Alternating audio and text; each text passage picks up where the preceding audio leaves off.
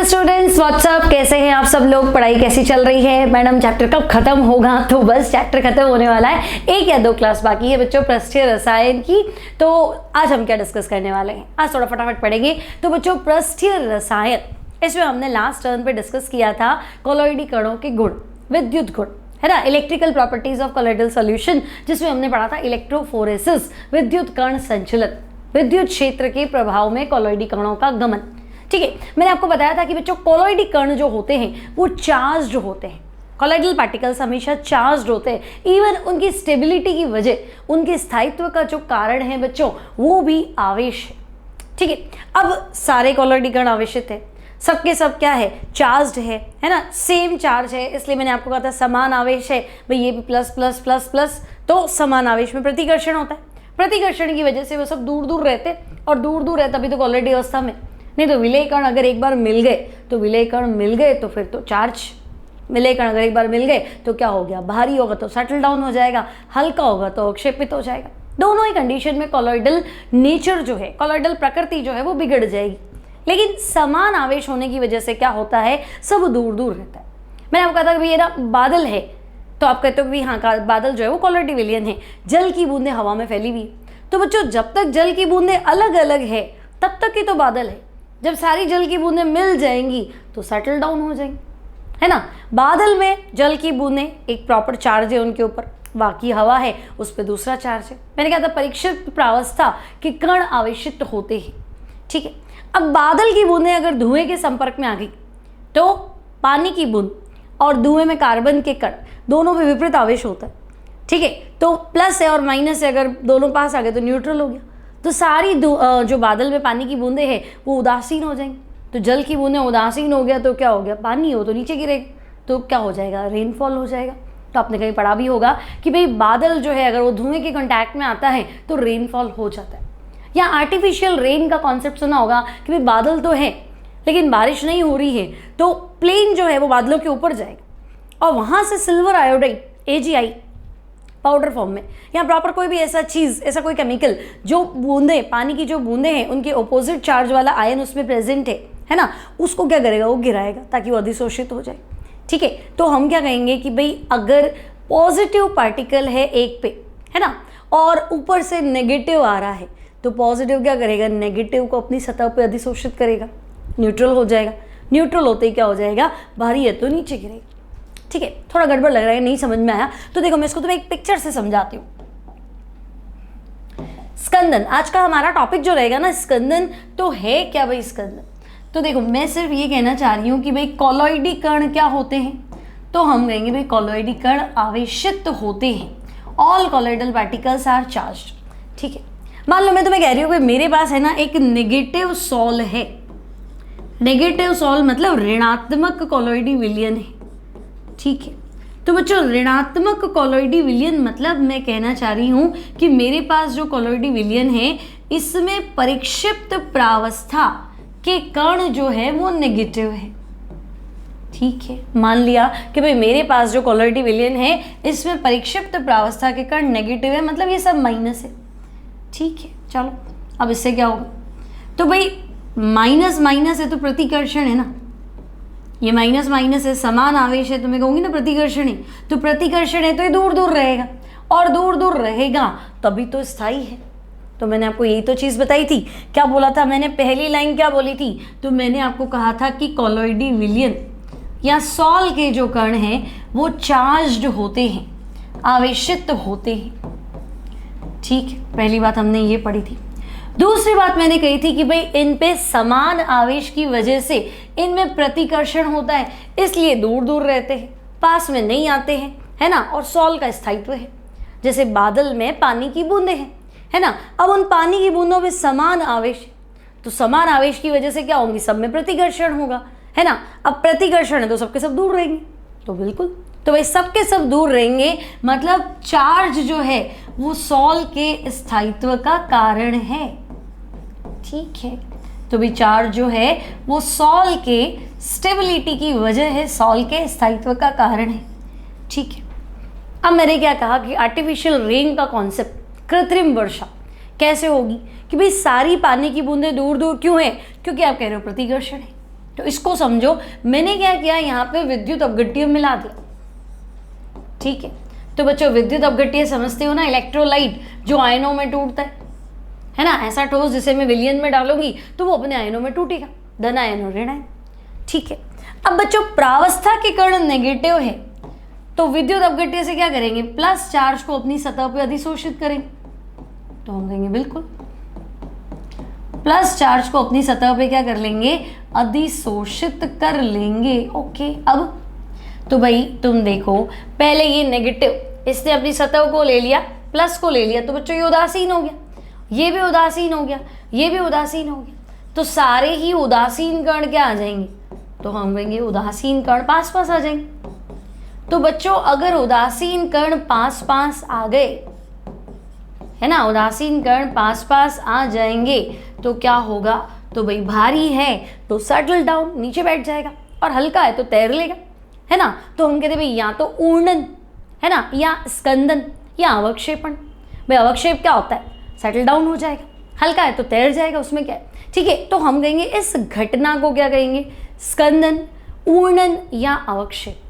अभी बात में समझ में आई मेरी, है ना, कि भाई सारे कॉलॉइडी विलयन क्या है, चार्ज्ड है, इन पे समान आवेश होता है, समान आवेशों की वजह से इनमें प्रतिकर्षण है और ये दूर दूर रहते हैं, इस वजह से सॉल स्थायी है। ठीक है, अब मैं किसी भी वजह से क्या करूं, तो बच्चों यदि किसी कारण मैं इनका आवेश नष्ट कर दूं, ठीक है, यदि किसी कारण क्या किया जाए, तो बच्चों इनका चार्ज डिस्ट्रॉय कर दिया जाए, आवेश को नष्ट कर दिया जाए। ठीक है, कर दें तो हम कहेंगे बच्चों अगर किसी वजह से इनका चार्ज, इनका आवेश अगर नष्ट हो गया तो सारे कण क्या हो जाएंगे, तो भाई इनके कण उदासीन हो जाएंगे। ठीक है, और उदासीन कण क्या हो जाएंगे, तो हम कहेंगे भाई अवक्षेपित हो जाएंगे। ठीक है, तो यह घटना क्या है, तो यह घटना है अवक्षेपण या स्कंदन या ऊर्णन, प्रेसिपिटेशन, कोएगुलेशन या फ्लोक्यूलेशन। तो आज हमें यही टॉपिक डिस्कस करना है। तो बच्चों आज का हमारा टॉपिक है कॉलॉइडी विलयन का स्कंदन, अवक्षेपण या ऊर्णन। तो मैंने लिखा है कोएगुलेशन मतलब स्कंदन। ठीक है, अब देखो क्या कह रहा है ये कि भाई कॉलॉइडी कण आवेशित होते हैं, तो हम कहेंगे पता है। आवेश उनके स्थायित्व का प्रमुख कारण है, तो भी पता है।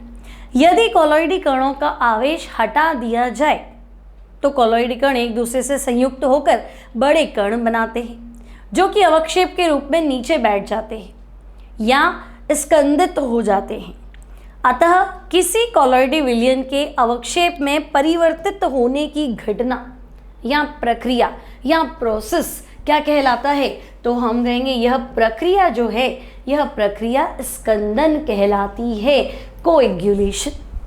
क्लियर, सभी कॉलॉइडी कण आवेशित है, समान आवेश है, इसलिए उनमें प्रतिकर्षण है, इसलिए सब दूर दूर रहते हैं, तो ठीक है वो स्थायी है ना। अब कृत्रिम वर्षा में क्या था, यही तो था कि भाई पानी की बूंदों पे आवेश था। मान लो वो धुएं के संपर्क में आई, तो धुएं में भी तो कार्बन के कण है, वो भी चार्ज है, तो हम कहेंगे भाई धुएं में कार्बन के कणों का चार्ज है ना, नेगेटिव मान ले, और पानी की जो बूंदे है वो पॉजिटिव, तो नेगेटिव पॉजिटिव क्या हो गया, न्यूट्रल हो गया। तो सारी जल की बूंदें न्यूट्रल हो गई, तो पानी अगर न्यूट्रल हो गया तो पानी की बूंद है भाई, वो तो नीचे गिरेगी, तो रेनफॉल हो जाएगा, है ना। तो अगर आपसे पूछ ले कि भाई है ना जो बादल है अगर वो धुएं के संपर्क में आया तो क्या होगा, तो हम कहेंगे यही होगा, स्कंदन होगा, ऊर्णन होगा या अवक्षेपण होगा, प्रेसिपिटेशन होगा। ठीक है, तो कुल मिला के तुम्हें कॉलॉइडी कणों का आवेश को क्या करना है, डिस्ट्रॉय करना है, नष्ट करना है, यह घटना स्कंदन कहलाती है। तो पहला पॉइंट क्लियर। अब हम कहेंगे कैसे करें स्कंदन, तो अभी तो मैंने तुम्हें एक मेथड बताया था विद्युत अपघट्य, तुमने क्या मिला है इसमें, विद्युत अपघट्य मिला है, तो तुम कहोगे विद्युत अपघट्य मिला दो इलेक्ट्रोलाइट। ठीक है, इसके अलावा और कैसे, इसको तो हम लास्ट में डिस्कस करने वाले। तो हम कहेंगे बहुत सारी विधियां हैं। ठीक है, कौन कौन सी विधि है, तो देखो विद्युत अपघट्य मिलाना ही था, मत मिलाओ। अगर मैं तुम्हें ऐसा कहूँ कि बच्चों धनात्मक सॉल में ऋणात्मक सॉल मिला लो, भाई एक कॉलॉइडी विलयन की प्रावस्था के कण प्लस है, दूसरे कॉलॉइडी विलयन की प्रावस्था के कण माइनस है, तो प्लस माइनस संपर्क में आएगा तो क्या होगा, तो हम कहेंगे न्यूट्रल हो जाएगा, है ना। तो इसे बोलते हैं पारस्परिक स्कंदन, म्यूचुअल प्रेसिपिटेशन, ऐसे कर सकते हो। या फिर तुम क्या करो, एक विधि पढ़ी थी तुमने, विद्युत कण संचलन, कॉलॉइडी कण में करंट पास कर दो, तो जैसे ही तुम कॉलॉइडी विलयन में विद्युत धारा पास करोगे तो प्रावस्था के कण अपने से विपरीत आवेशित इलेक्ट्रोड की ओर चलेंगे। तो सारे कण अगर एक साथ चल के एक जगह इकट्ठे हो गए है ना, तो मान लो सॉल तुम्हारा नेगेटिव, इलेक्ट्रोड पॉजिटिव, तो वहाँ न्यूट्रल हो जाएंगे, तो आवेश खत्म हो जाएगा। तो हम कहेंगे हाँ विद्युत कण संचलन तो पढ़ा है। एक और मेथड पढ़ा था बच्चों, डायलिसिस, अपोहन। ठीक है, तो अपोहन में हमने क्या किया था, कॉलॉइडी विलयन को जंतु झिल्ली से भरे बैग में भर दिया था, मैंने बैग में भर दिया था। फिर मैंने कहा था कि जो अशुद्धियाँ है वो क्रिस्टलॉइड है, तो अशुद्ध या क्रिस्टलॉइड है तो वो तो चली। अब अगर तुम प्रोलॉन्ग डायलिसिस, लंबे समय तक अगर तुम अपोहन करने लगे है ना, मान लो 4-6 घंटे कंटिन्यू उसको जंतु झिल्ली से भरे बैग में रख दिया और पानी में डुबो के रख दिया, तो बच्चों चार्ज है ना वो भी एक्चुअली क्रिस्टलॉइड है। कॉलॉइडी कणों में परिक्षिप्त प्रावस्था का जो आवेश है एक्चुअली ये भी क्रिस्टलॉइड है, लेकिन ये अधिशोषित होता है, मतलब ये प्रावस्था में होता है तो ये बाहर नहीं आता है ना, माध्यम से ऑपोजिट होता है तो ये बाहर नहीं आता है। लेकिन अगर तुमने तो ठान लिया कि नहीं मैं तो जब तक ये बाहर नहीं आएगा जब तक अपोहन करते ही रहूँगा, तो धीरे धीरे क्या होगा, ये प्लस जो है या ये जो चार्ज है अपने से विपरीत आवेशित आयन के साथ मिलकर और बाहर आ जाएगा। भाई अगर प्रावस्था नेगेटिव है तो माध्यम तो पॉजिटिव है ना, तो धीरे धीरे ये न्यूट्रल हो गया, क्या होगा, बाहर आ जाएगा, आयंस बाहर आ जाएंगे, पानी में आ जाएंगे आयंस। ठीक है, तो हम कहेंगे भाई ये आयंस ही बाहर आ जाएंगे अगर मैं लंबे समय तक क्या करूं, विद्युत अपोहन। ठीक है, प्रावस्था के कण अगर नेगेटिव है तो एनिमल मेम्ब्रेन से बने बैग में ऋण आयन बाहर आ जाए, है ना। अगर पॉजिटिव है तो प्रावस्था के कण जो है वो धीरे धीरे क्या होंगे, बाहर आ जाएंगे। तो भाई बाहर आ जाएंगे तो चार्ज खत्म हो जाएगा। तो अब हम क्या पढ़ रहे हैं बच्चों, ये तो हमने पढ़ लिया स्कंदन क्या होता है। कोई पूछ ले स्कंदन क्या है, तो तुम कहोगे कॉलॉइडी विलयन के जो आवेशित कण हैं उनके आवेश को किसी भी प्रकार से नष्ट करना। आवेश नष्ट होते ही कॉलॉइडी अवस्था समाप्त हो जाएगी, मतलब जैसे दूध फट जाता है तो कॉलॉइडी अवस्था क्या हो जाती है, नष्ट हो जाती है। अब पानी अलग है और वसा अलग है, अब वो कॉलॉइडी अवस्था में है ही, तो ये वही चीज़ है। अब हम नष्ट कैसे करें, तो उसे हम पढ़ रहे हैं कि स्कंदन की विधियाँ। तो स्कंदन की विधियाँ तो देखो, पहला आपने लिखा है विद्युत कण संचलन, है ना, विद्युत कण संचलन यानी इलेक्ट्रोफोरेसिस। तो इसमें हम क्या बताएंगे, तो बच्चों हम लिखते हैं यदि किसी कॉलॉइडी विलयन में क्या करना चाहिए, करंट पास करना चाहिए। तो यदि किसी कॉलॉइडी विलयन में, यदि किसी कॉलॉइडी विलयन में विद्युत धारा प्रवाहित की जाए, ठीक है भाई, विद्युत धारा प्रवाहित की जाए तो क्या होगा, तो हम कहेंगे अगर हम कॉलॉइडी विलयन में विद्युत धारा इलेक्ट्रिक करंट पास करें तो कॉलॉइडी कण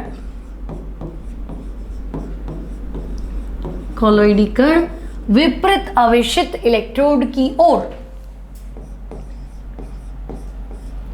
कॉलॉइडी कण विपरीत आवेशित इलेक्ट्रोड की ओर गमन करते हैं। ठीक है भाई, विपरीत आवेशित इलेक्ट्रोड की ओर गमन करते, मतलब मूव करते, चलते हैं। ठीक है, इससे क्या होगा, तो हम कहेंगे कि अब अगर ये चले, है ना, तो ये प्लस है, माइनस की ओर चला तो क्या हो जाएंगे, न्यूट्रल हो जाएंगे। ठीक है, तथा उदासीन हो जाते हैं, तो हमें तो पता ही है उदासीन ही तो करना था। ठीक है, उदासीन हो जाते हैं तथा कॉलॉइडी विलयन क्या होगा, तो हम कहेंगे कॉलॉइडी विलयन स्कंदित हो जाएगा, कोएगुलेट। कॉलॉइडी विलयन स्कंदित हो जाता है।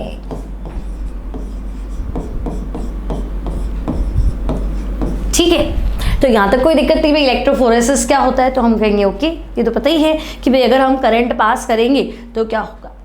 ठीक है, अब आधिक्य अपोहन, तो आधिक्य अपोहन मतलब अपोहन प्रक्रिया करनी, आधिक्य मतलब प्रोलॉन्ग, लंबे टाइम तक।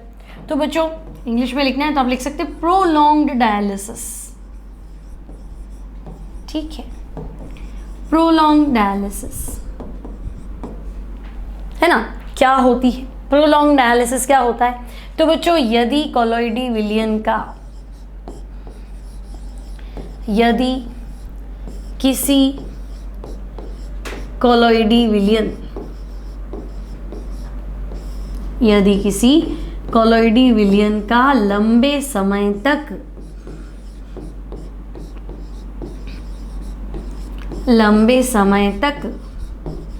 क्या किया जाए बच्चों? अपोहन किया जाए। यदि किसी कोलॉइडी विलियन का लंबे समय तक अपोहन किया जाए, अब क्या होगा? तो हम कहेंगे धीरे धीरे वो क्या हो जाएगा? चार्ज उसका बाहर आ जाएगा और स्कंदित हो जाएगा। तो सीधा लिख दूं, सीधा क्या होगा? तो हम कहेंगे भाई इसका आवेश नष्ट हो जाता है। ठीक है, तो भाई अगर मैं लॉन्ग टाइम तक किसी कोलॉइडल सॉल्यूशन को क्या करूं? डायलिसिस करूं, अपोहन करूं, तो बच्चों इसका आवेश नष्ट हो जाता है। ठीक है, तथा कोलॉइडी विलियन स्कंदित हो जाता है, कोएगुलेशन हो जाएगा। ठीक है, तो हम कहेंगे चलो भाई ये भी एक तरीका है, कोलॉइडी विलियन स्कंदित, कोएगुलेट हो जाता है। चलो सेकेंड पॉइंट भी आपका क्लियर हुआ। हम कहेंगे हाँ ठीक है, चलो भाई एक तो विद्युत कर्ण संचलन, इससे हम चार्ज खत्म कर सकते हैं। दूसरा आदिक्य अपोहन, इससे भी चार्ज खत्म कर सकते हैं। थर्ड तो मैंने अभी बताया था म्यूचुअल प्रेसिपिटेशन, पारस्परिक स्कंदन। भाई पॉजिटिव कोलॉइडल विलियन में नेगेटिव मिला दो, चार्ज ही तो खत्म करना है, सबसे स्मार्ट तरीका है प्लस में माइनस मिला दो, न्यूट्रल, शुरू से ही पढ़ते हुए। तो थर्ड जो है बच्चों पारस्परिक स्कंदन, म्यूचुअल प्रेसिपिटेशन। ठीक है, अब इस पे क्वेश्चन भी बनेगा बच्चों, इंपॉर्टेंट रहता है। ठीक है, तो इसमें लिखना क्या है? तो मैं डायरेक्ट लिख दूं भाई यदि दो विपरीत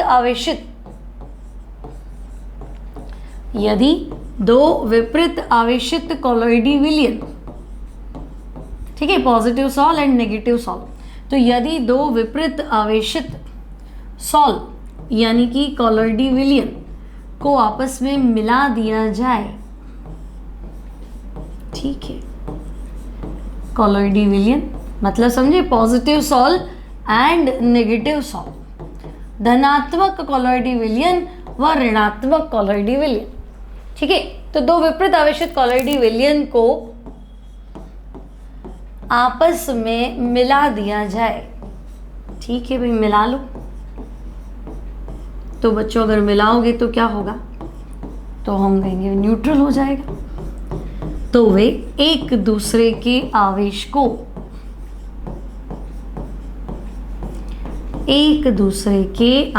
को उदासीन कर देते हैं।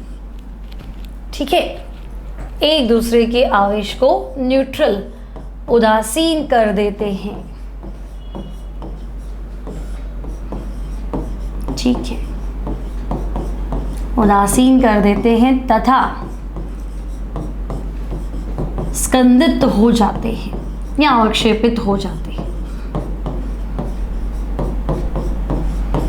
ठीक है, मतलब हम सिर्फ इतनी सी बात कहना चाह रहे हैं कि भाई आप क्या करो, धनात्मक कोलॉइडी विलियन है ना, मान लो आपसे पूछेगा क्या होता है जब धनात्मक कोलॉइडी विलियन को ऋणात्मक कोलॉइडी विलियन के साथ मिला दिया जाता है, तो हम कहेंगे क्या होगा? प्लस में माइनस मिलाओगे तो बड़ी बात क्या है, सबको ही पता है ना, कि भाई धनात्मक कोलॉइडी विलियन को ऋणात्मक कोलॉइडी विलियन के साथ मिला दिया जाता है।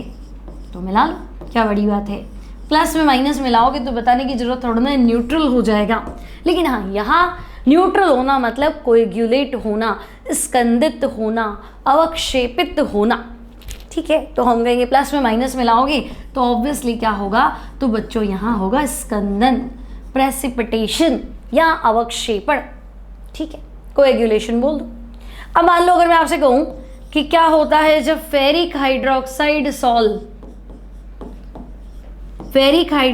सॉल में आर्सेनियस सल्फाइड सॉल मिलाते हैं, तो तुम्हें डरना नहीं है, तुम्हें पता होना चाहिए कि भाई फेरिक हाइड्रोक्साइड सॉल अपने आप में पॉजिटिव सॉल, धातु हाइड्रोक्साइड सिखा रखा है, धातु हाइड्रोक्साइड होता है पॉजिटिव सॉल, धनात्मक, और आर्सेनियस सल्फाइड क्या होता है?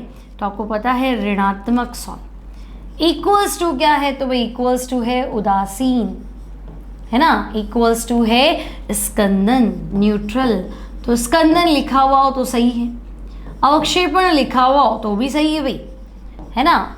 और बच्चों ऊर्णन, फ्लोक्यूलेशन लिखा हुआ है तब भी सही है, ठीक है। चाहे तो आप कोएग्यूलेशन बोलिए, स्कंदन को क्या बोलते हैं, कोएग्यूलेशन। आपकी इच्छा है आप इसको प्रेसिपिटेशन बोल दो, ठीक है, प्रेसिपिटेशन। और आपकी इच्छा है तो आप इसे फ्लोक्यूलेशन बोल दो, एक ही बात है, ठीक है। तो भाई पॉजिटिव सॉल में नेगेटिव सॉल मिलाएंगे तो ठीक है, स्कंदन हो जाएगा। तो ये है पारस्परिक स्कंदन, है ना। अब क्या करें, तो भाई इसका उदाहरण देख लें। तो मैं कह दूं कि भाई धुएं में कार्बन के कण है, नेगेटिव ले लो, और बादल में पानी की बूंदें हैं, प्लस हो गई। तो जब धुआं कार्बन के कणों के संपर्क में आएगा, सॉरी धुआं बादल के कणों के संपर्क में आएगा, है ना, यहाँ बादल में जल की बूंदें धुएं के कार्बन के कणों के संपर्क में आएंगी, मतलब धनात्मक सॉल और ऋणात्मक सॉल संपर्क में आए तो बिगड़नी है बात, है ना।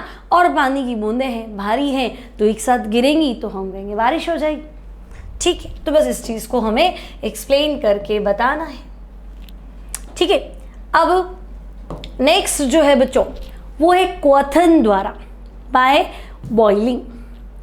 अब बॉइलिंग क्या, तो भाई अगर मैं लंबे समय तक कॉलोइड विलयन को बॉईल करती जाऊं तो क्या होगा, प्रावस्थायी कण टकराएंगे, माध्यम तो जो है वो है ना, प्रावस्थायी कण उसके अंदर फैले हुए हैं ना, तो गर्म करोगे तो एनर्जी मिलेगी। तो प्रावस्थायी कण बार बार एक दूसरे से टकराएंगे, तो टकरा के वो क्या करेंगे, उनकी चार्ज की जो लेयर है वो खत्म हो जाएगी, है ना। बार बार टकराने से चार्ज क्या हो जाएगा, खत्म हो जाएगा। अब तुम कहोगे सेम चार्ज खत्म कैसे होगा, तो सेम चार्ज प्रावस्था माध्यम से टकराएगी ना बार बार, तो खत्म हो जाएगा।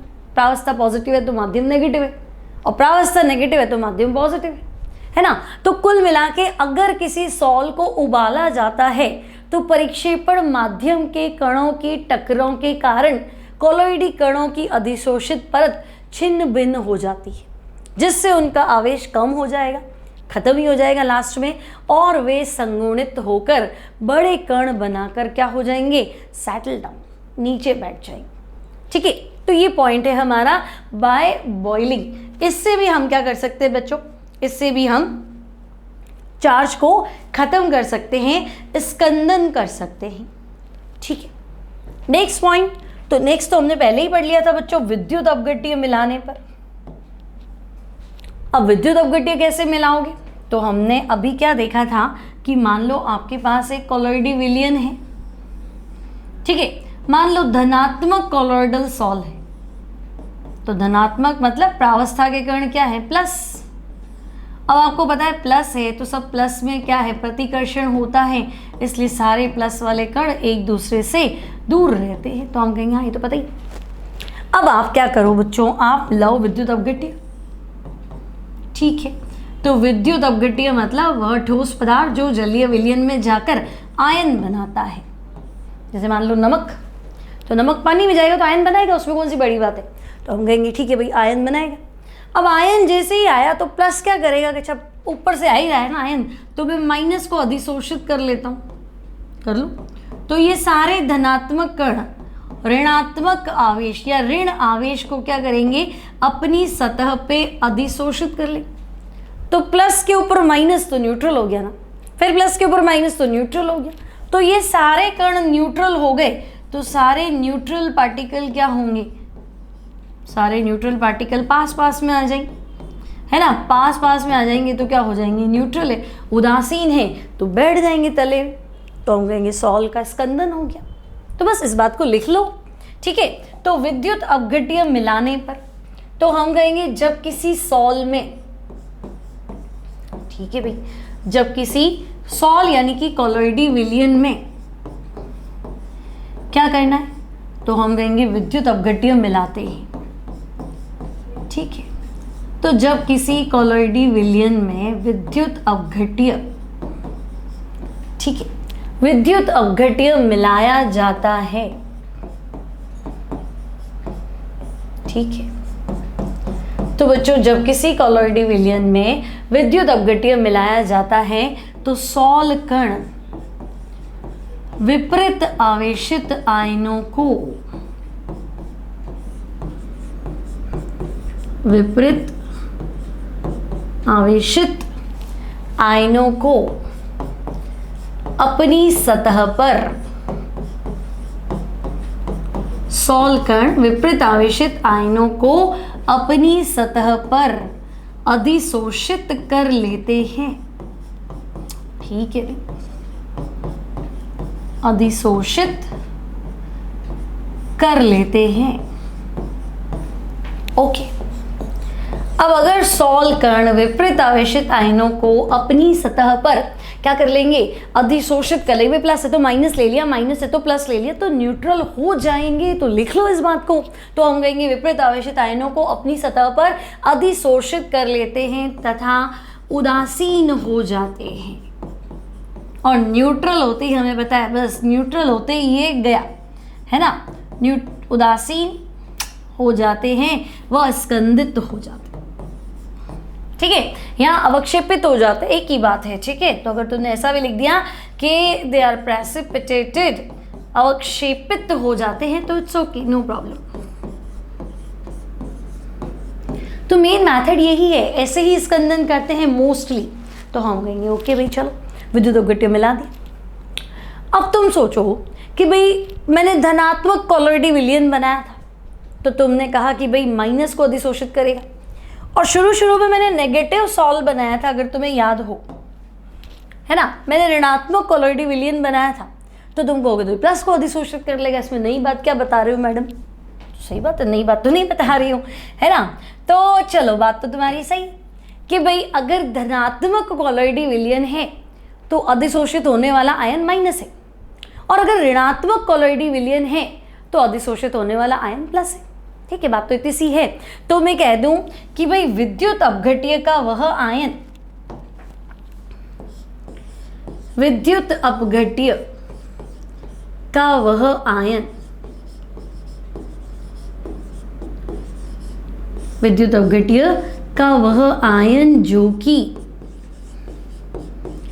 विद्युत अपघट्य का वह आयन जो कि सॉल कणों द्वारा, कॉलोइडी कणों द्वारा, जो कि कॉलोइडी कणों द्वारा क्या होगा, अधिशोषित हो जाता है।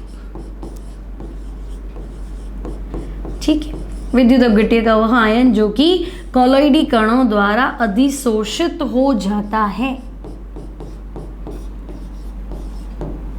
क्या कहेंगे बच्चों उसे?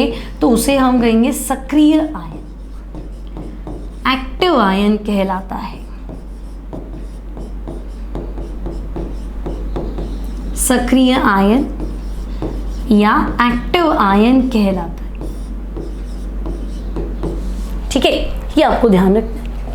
अब ये काम कैसे आएगा, तो रुको भाई, ये तो क्लियर है ना कि इसको हटा देते हैं। ठीक है भाई, अगर पॉजिटिव सॉल है तो एक्टिव आयन माइनस है, और अगर नेगेटिव सॉल है तो एक्टिव आयन प्लस है। इतनी सी बात है। तो हम कहेंगे हाँ, ये तो सिंपल सी बात है। अब मुझे बताओ कि भाई सक्रिय आयन तो समझ में आ गया, है ना। अब हार्डी-शूल्ज का रूल यही लग रहा है। अब हार्डी-शूल्ज रूल क्या कहता है? तो ये कह रहा है चलो पहले आप सक्रिय आयन की बात कर लो। तो देखो सक्रिय आयन देख लेते हैं। तो देखो हम जानते हैं कि कॉलोइडी विलयन को स्कंदित करने के लिए उसमें विद्युत अपघट्य मिलाते हैं। तो हम कहेंगे बिल्कुल पता ही, कॉलोइडी विलयन को स्कंदित करना है, अवक्षेपित करना है, तो विद्युत अपघट्य मिलाएंगे, है ना। अपने से विपरीत आवेशित आयन को क्या करेगा? अधिशोषित कर लेगा। ठीक है, अब विद्युत अपघट्य का वह आयन जो कॉलोइडी कणों पर अधिशोषित होकर उन्हें उदासीन बनाता है, सक्रिय आयन या स्कंदन आयन कहलाता है। तो हम कहेंगे ठीक है, ये तो हमने पढ़ लिया, है ना। अब बच्चों हार्डी-शूल्ज क्या कहता है? तो नेक्स्ट आपके पास बहुत इंपॉर्टेंट रूल है, हार्डी-शूल्ज का नियम। इसमें IIT 2008 में भी क्वेश्चन आ चुका है बच्चों। अच्छा क्वेश्चन है, इंपॉर्टेंट क्वेश्चन है। अब हार्डी-शूल्ज क्या कहता है? तो आपको हार्डी-शूल्ज पढ़ने से पहले सक्रिय आयन पता होना चाहिए। तो हमें सक्रिय आयन तो हमें पता है। अब नियम बाद में बताती हूँ, पहले उदाहरण देती हूँ।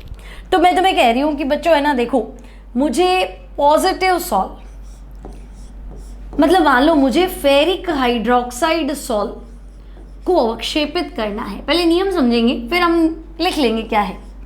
तो भाई फेरिक हाइड्रोक्साइड सॉल्ट को अवक्षेपित करने हेतु, ठीक है, तो हम कहेंगे ओके पॉजिटिव सॉल्ट को अवक्षेपित करना है तो नेगेटिव आयन ले लेगा, है ना। तो फेरिक हाइड्रोक्साइड सॉल्ट तो पहले पता होना चाहिए आपको कि भाई फेरिक हाइड्रोक्साइड सॉल्ट जो है ना वो पॉजिटिव होता है, तो ठीक है, सॉल्ट मतलब पोलैरिटी वेरिएंट, ठीक है। तो पॉजिटिव सॉल्ट के लिए तो हम कहेंगे पॉजिटिव सॉल्ट के लिए सक्रिय आयन ऋण आयन है, भाई प्लस है तो न्यूट्रल किससे होगा, माइनस है, तो ऋण आयन है। तो ये कह रहे हैं मैं आपको 4 चॉइस दे रहा हूं बच्चों ऋण आयन की। मान लो एक विद्युत अपघट्य जो है वो तुम्हें फेरोसाइनाइड आयन देता है FeCN6-4, इसका नाम है फेरोसाइनाइड आयन, ठीक है। तो भाई मान लो मैंने पोटेशियम फेरोसाइनाइड डाला तो ये तुम्हें फेरोसाइनाइड आयन दे रहा है, ओके। दूसरा विद्युत अपघट्य जो है वो तुम्हें फॉस्फेट आयन देता है PO4-3, मतलब मैंने सोडियम फॉस्फेट डाला तो फॉस्फेट तो आएगा। तीसरा विद्युत अपघट्य जो है वो तुम्हें सल्फेट आयन देता है, मान लो पोटेशियम सल्फेट डाल दिया तो पोटेशियम अलग सल्फेट अलग, तो सल्फेट मिल रहा है। और चौथा जो है वो तुम्हें क्लोराइड दे रहा है, मान लो NaCl डाल दिया तो Cl है। अब मैंने माइनस ही क्यों लिया तो मैं तुम्हें बता चुकी हूँ बच्चों कि मैं माइनस क्यों ले रही हूँ, क्योंकि पॉजिटिव सॉल्ट को अवक्षेपित करना है, तो पॉजिटिव सॉल्ट को अवक्षेपित करने के लिए नेगेटिव आयन मिलाना पड़ेगा ना, तो सक्रिय आयन तो ये है। अब तुम बताओ कि क्लोराइड की संयोजकता 1 है तो ये आएगा और कहेगा भाई मैं एक पार्टिकल को न्यूट्रल करूंगा, मैं आ तो जाऊंगा, मैं एक पार्टिकल को न्यूट्रल करूंगा क्योंकि मेरी संयोजकता तो एक ही है। सल्फेट आएगा, ये कहेगा नहीं भाई मेरे तो 2 संयोजकता है तो मैं अकेला 2 पार्टिकल को न्यूट्रल करूंगा, मतलब इससे तो बेटर ही होता है, आपका एक काम करेगा मैं 2 कर लूँगा। फॉस्फेट कहेगा तो भैया मेरी वैलेंसी तो 3 है, मैं अकेला क्या करूंगा, मैं अकेला 3 पार्टिकल को न्यूट्रल कर दूंगा, है ना भाई, -3 है तो 3 के प्लस को क्या करूंगा, बिठा दूंगा मैं। और फेरोसाइनाइड कहेगा तो फिर मैं तो और महान हूँ, मेरी संयोजकता तो 4 है, तो मैं अकेला क्या करूंगा, आपके 4 धन आयनों को धराशायी कर दूंगा, गिरा दूंगा। तो हम कहेंगे भाई बात समझे ना, भाई मेरे पास पॉजिटिव सॉल्ट है, मैं कह रही हूँ न्यूट्रल करो, तो तुम कहोगे विद्युत अपघट्य मिलाओ, तो विद्युत अपघट्य तो प्लस भी देगा माइनस भी देगा, तो हम कहेंगे हमें इंपॉर्टेंट चीज़ है माइनस मिलना, सक्रिय आयन नेगेटिव है, ठीक है। तो मैं तुम्हें कह रही हूँ 4 चॉइस है, एक जना ये दे रहा है, एक जना ये दे रहा है, एक जना ये दे रहा है, एक जना ये दे रहा है। तो बच्चों पुराने ज़माने में वो तीर चलते थे ना, बाहुबली देखी होगी तुमने पार्ट 2, है ना। तो एक विद्या है, पहले एक ही तीर चलाना है, फिर थोड़ा स्मार्ट आदमी होता है ना, थोड़ा अच्छा धनुर्धारी होता है जो, वो क्या करता है एक साथ 2 तीर चलाता है, और स्मार्ट होता है तो 3 चलाता है ना, और स्मार्ट होगा तो 4 चलाए, बाहुबली तो 8 चला लेता है, चलाए थे शायद मैंने देखी थी, है ना। तो हुआ क्या कि भाई जितने ज़्यादा तीर चलाओगे तो उतने लोग ज़्यादा घायल होंगे। और आज के ज़माने की बात करूँ तो एक तो सिंपल जो गन है वो, और एक मशीन गन है ना। तो मशीन गन तो क्या खेलते हो, वीडियो गेम खेलते हो उसमें चलती, ठीक है, तो उसमें धम धम धम धम धम एक साथ सबको मार दी, ठीक है। तो हम कहेंगे भाई यहाँ भी इस चीज़ को अप्लाई करो, ये अकेला क्या करेगा, 4 को न्यूट्रल करेगा, ये 3 को करेगा, ये 2 को करेगा और ये 1 को करेगा, तो सबसे बढ़िया कौन, तो मैं कहूँगी जो थोड़ा सा मिलाऊँ और 4 को ख़त्म करी, फिर 3 को, फिर 2 को और फिर 1 को। मतलब अगर ये मैं 40 ml मिलाऊँ तो वही काम ये 10 ml में कर लेगा, क्योंकि उससे 4 गुना ज़्यादा पावरफुल है ना। तो मैं कहूँगी हाँ बात तो सही। तो ये बात ये नहीं है क्या कि सक्रिय आयन की संयोजकता जितनी ज़्यादा होगी, है ना भाई, सारे सक्रिय आयन थे, सबसे बढ़िया कौन था, तो मैं कहूँगी जिसकी संयोजकता ज़्यादा है। क्यों, क्योंकि वो फटाफट अवक्षेपित कर रहा है। तो हार्डी-शूल्ज़ भी तो यही चीज़ कह रहा है ना, ऐसे नियम बना के कह दी। तो अगर आपसे पूछे इंपॉर्टेंट हार्डी-शूल्ज़ नियम क्या है, तो बच्चों इस नियम के अनुसार, ठीक है भाई, क्या कहता है ये नियम, तो इस नियम के अनुसार सक्रिय आयन की संयोजकता, सक्रिय आयन की संयोजकता जितनी अधिक होगी, ठीक है, सक्रिय आयन की संयोजकता जितनी अधिक होगी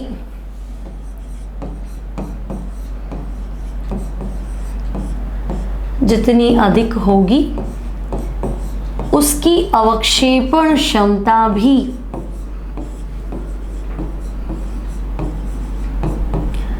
उसकी अवक्षेपण क्षमता भी उतनी ही अधिक होगी। ठीक है, greater the valency of active ion greater will be coagulation power. मतलब सक्रिय आयन की संयोजकता जितनी अधिक होगी अवक्षेपण क्षमता भी उतनी ही अधिक होगी। तो हम कहेंगे भाई ये है हार्डी-शूल्स का नियम, जो हमें पहले से ही पता था, है ना। जो बात हम समझ गए थे इसको उसने लैंग्वेज बना के दे दिया, तो ठीक है ना, लैंग्वेज बना के दे दिया। आपसे नियम पूछ ले तो बोर्ड एग्जाम है तो ये लिख लेना, कंपटीशन है तो पूछेगा कि भाई ये वाला सॉल्व है ना। वो बताएगा नहीं बच्चों पॉजिटिव है, सभी बता देगा तो फिर तुम क्या करोगे। वो कहेगा फेरिक हाइड्रोक्साइड सॉल्व है, बताओ सबसे बढ़िया कौन है। तो पहले तो ये बताना चाहिए कि फेरिक हाइड्रोक्साइड पॉजिटिव है, और यूँ नहीं देगा Cl सल्फेट। वो कहेगा भाई Cl नहीं, वो कहेगा देखो एक तो मैं NaCl मिला रहा हूँ, एक मैं सोडियम सल्फेट मिला रहा हूँ, या पोटेशियम सल्फेट लिख लेगा, ठीक है, सोडियम फॉस्फेट मिला रहा हूँ और पोटेशियम फेरोसाइनाइड मिला रहा हूँ। ठीक है, अब तुम कहोगे मैडम आपने पोटेशियम क्यों लिखा, सोडियम लिख लेते। तो भाई मैंने लैब में काम करते ना हम लोग, तो लैब में जो इजीली अवेलेबल है हम उनको लिख लेते हैं। भाई NaCl इजीली अवेलेबल है, पोटेशियम फेरोसाइनाइड बहुत एक्सपेरिमेंट्स में काम आता है तो ये इजीली अवेलेबल है, ठीक है, इसलिए मैंने ये लिख दिया। तो अब वो पूछेगा कि भाई इसको अवक्षेपित करना है, ये 4 चॉइस है, सबसे बढ़िया कौन सा है। दिमाग लगा लो कि पॉजिटिव है, सबसे बढ़िया नेगेटिव, सबसे ज़्यादा संयोजकता वाला आयन तुम्हें कहाँ मिल रहा है, वो अपना आंसर दे दो। तो हम कहेंगे ठीक है भाई बात तो। अब मान लो बच्चों मैं तुम्हें कहूँ कि तुम ऐसा करो, AS2S3 सॉल्व,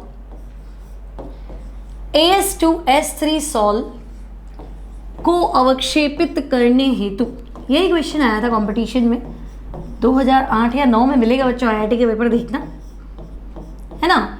आर्सेनियस सल्फाइड सॉल्व को अवक्षेपित करने हेतु सबसे बढ़िया विद्युत अपघट्य कौन सा है, ऐसा पूछेगा तुमसे, ठीक है। तो मान लो मैं लिख लेती हूँ कि भाई आपके पास ऑप्शंस है AlCl3, है ना, MgCl2 और NaCl, ठीक है। इनमें सबसे बेस्ट कौन है ये आपको बताना है।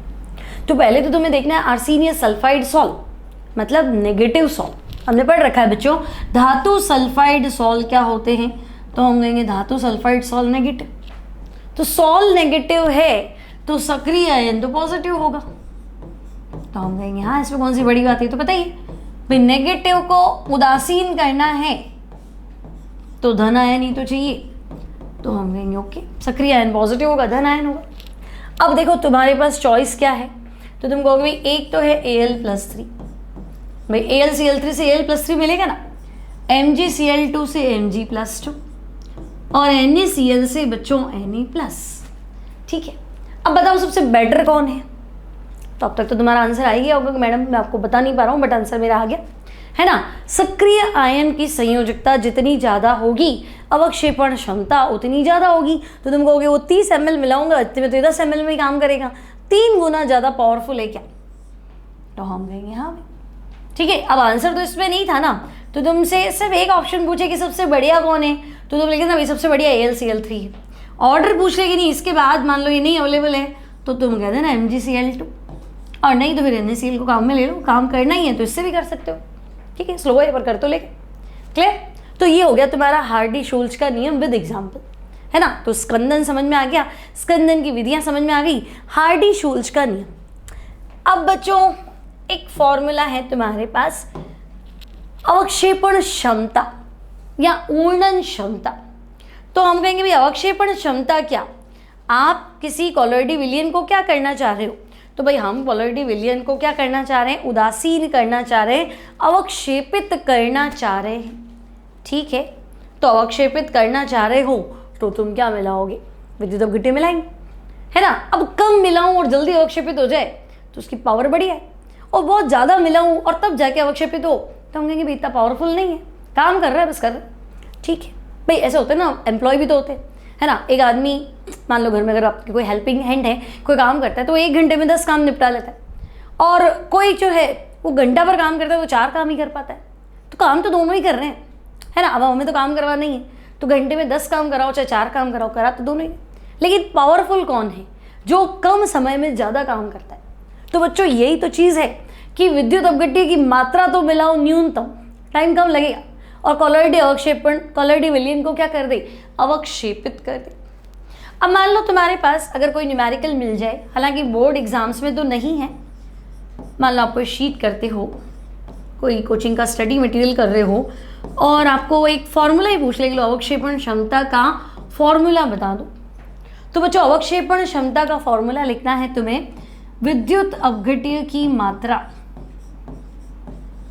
ठीक है, विद्युत अपघट्य की मात्रा, ठीक है, ग्राम्स में, इनटू मोलरता अपॉन कुल आयतन, ठीक है।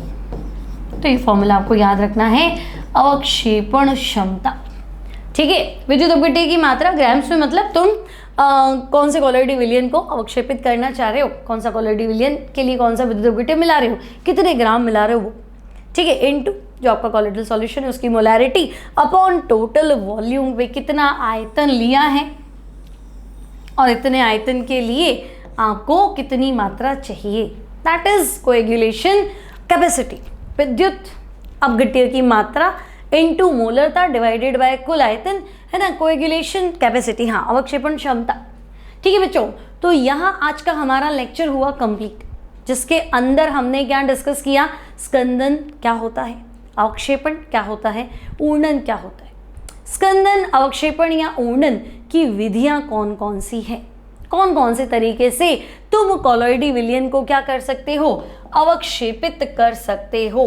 तो देखो बच्चों 5 विधियां पढ़ी है हमने, है ना, 5 विधियां पढ़ी है बच्चों स्कंदन की, कौन कौन सी, तो हमने देखा विद्युत कण संचलन, ठीक है, आधिक्य अपोहन, और तो हम कहेंगे म्यूचुअल प्रेसिपिटेशन, है ना, पारस्परिक स्कंदन, फिर क्वथन, और फिर विद्युत अपघट्य मिलाने पर, ठीक है। उसके बाद में हमने डिस्कस किया सक्रिय आयन क्या होता है, फिर बच्चों सक्रिय आयन की संयोजकता बढ़ेगी, अवक्षेपण क्षमता बढ़ेगी, ऐसा कहना था हार्डी-शुल्ज का।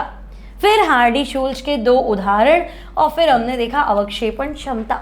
तो आई थिंक बहुत इजी लेक्चर है, बिल्कुल सिंपल है, चैप्टर एंड होने वाला है बच्चों, आई थिंक 2 घंटे मुश्किल से होंगे, अब आपका चैप्टर कंप्लीट हो जाएगा, ठीक है। 2 लेक्चर आएंगे आपके पास और आपका चैप्टर कंप्लीट, हालांकि लेंदी चैप्टर्स में से एक है ना, अगर आप बोर्ड के हिसाब से चलो तो 5 नंबर का है, स्टेट बोर्ड में 6-6 नंबर के क्वेश्चंस बनते हैं, ठीक है। तो थोड़ा आपको ध्यान रखना है, थियरी क्वेश्चन ज़्यादा आते हैं इसलिए टाइम ज़्यादा लगता है थियरी लिखने में, ठीक है। तो मिलते हैं अगली क्लास में।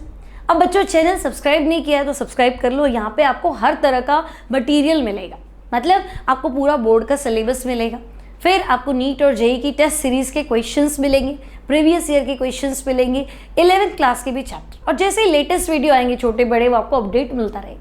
तो मैं फिर से कहूँगी अगर चैनल अब तक सब्सक्राइब नहीं किया है तो सब्सक्राइब कर लेंगे, और कर लिया तो फ्रेंड्स के साथ शेयर कर लेंगे, और एक लाइक तो बनता है, उसमें कोई बड़ी बात नहीं है, उसमें कंजूसी नहीं करनी है। तो मिलते हैं अगली क्लास में, अपना ध्यान रखिए, ऑनलाइन स्टडी को एंजॉय कीजिए।